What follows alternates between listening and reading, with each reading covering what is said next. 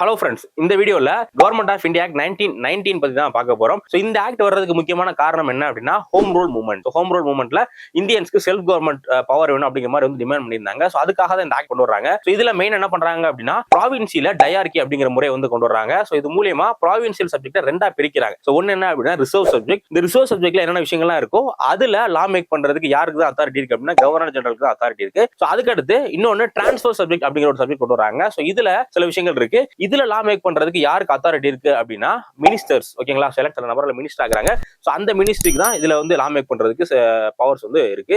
So அதுக்கப்புறமா central legislative கவுன்சில்ல by cameralism அப்படிங்கிற concept வந்து கொண்டு வராங்க. ஸோ இதுல வந்து லோவர் ஹவுஸ் அப்பர் ஹவுஸ் ரெண்டு ஹவுஸ் இருக்கு. ஸோ லோயர் ஹவுஸ் உடைய டென்யூர் எவ்வளவு அப்படின்னு பாத்தீங்கன்னா 3 இயர்ஸ், அப்பர் ஹவுஸ் டென்யூர் வந்து 5 இயர்ஸ். ஸோ இந்த மாதிரி நம்ம இப்ப கரண்ட்ல ஃபாலோ பண்ணிட்டு இருக்க நிறைய விஷயங்கள் வந்து இந்த கவர்மெண்ட் ஆஃப் இந்தியா 1919 மூலியமா தான் வந்து கொண்டு வராங்க. ஸோ இந்த ஆக்டோடைய இன்னொரு பேர் இருக்கு. அது என்னன்னு தெரிஞ்சுன்னா கமெண்ட் செக்ஷன் வந்து கமெண்ட் பண்ணுங்க. தேங்க்ஸ் ஃபார் வாட்சிங் சென்டம் ஆஃப் யூபிஎஸ்சி.